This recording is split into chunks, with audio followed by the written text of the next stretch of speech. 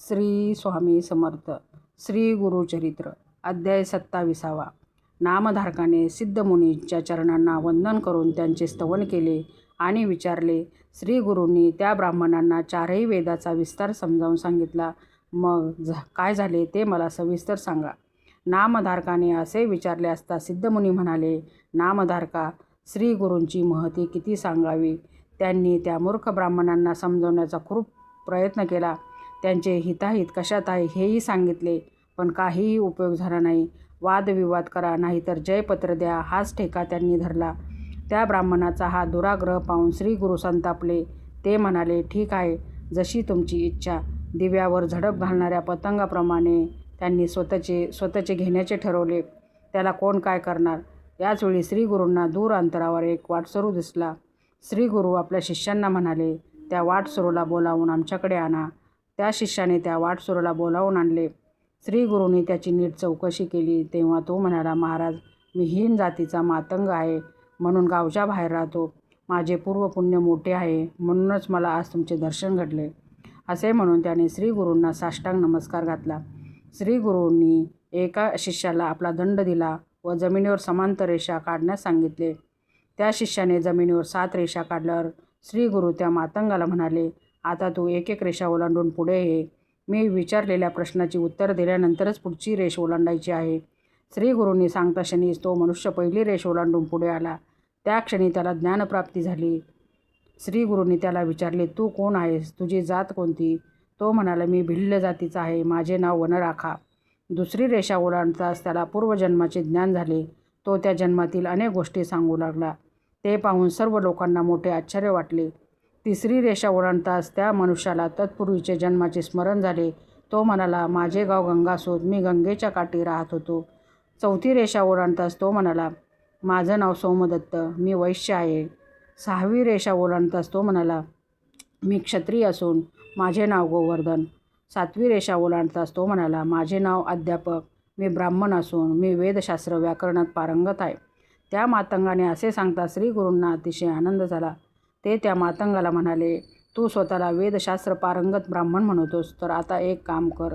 येथे हे 2 ब्राह्मण आले आहेत, त्यांच्याशी वेदावर वादविवाद कर. असे बोलून श्री गुरूंनी अभिमंत्रित केलेली विभूती त्या मातंगाच्या सर्व शरीराला लावली. विभूतीचा स्पर्श होताच त्या मातंगाच्या ठिकाणी पूर्ण ज्ञानाचा उदय झाला. मानस सरोवरात बुडी मारताच कावळ्याचा राजहंस होतो, त्याप्रमाणे श्री गुरूंच्या हृदयस्पर्शाने तो मातंग परमज्ञानी झाला. तो मोठ्या आवाजात सुस्वरात वेदमंत्र म्हणू लागला. हा सगळा चमत्कार त्रैमूर्ती श्री नृसिंह सरस्वतीच्या दैवी सामर्थ्याचा. अज्ञानी लोक त्यांना सामान्य मनुष्य समजतात, त्याचा अधपात होतो. त्या मातंगाचे ते सुस्वर्द वेदपठण ऐकताच वादविवादासाठी आलेले ते 2 गर्विष्ठ ब्राह्मण भयचकित झाले. त्यांना एकही शब्द बोलता येईना. त्यांच्या छातीत वेदना होऊ लागल्या. त्यांच्या शरीराचा थरकाप उडाला. सर्वांगाला घाम फुटला. त्यांनी स्वतःची निंदा करीत श्री गुरूंच्या चरणावर लोळण घेतली.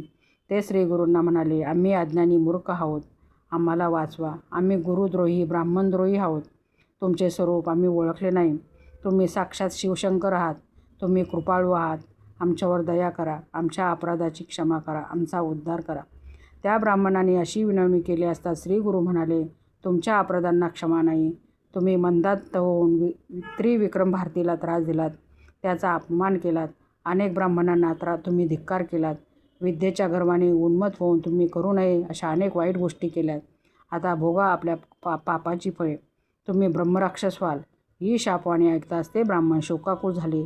ते उशाप मागू लागले. त्यावर कृपामूर्ती श्री गुरु म्हणाले, तुम्ही 12 वर्ष ब्रह्मराक्षस व्हाल. तुम्हाला कृतकर्माचा पश्चाताप झाल्यामुळे तुम्ही शांत राहाल.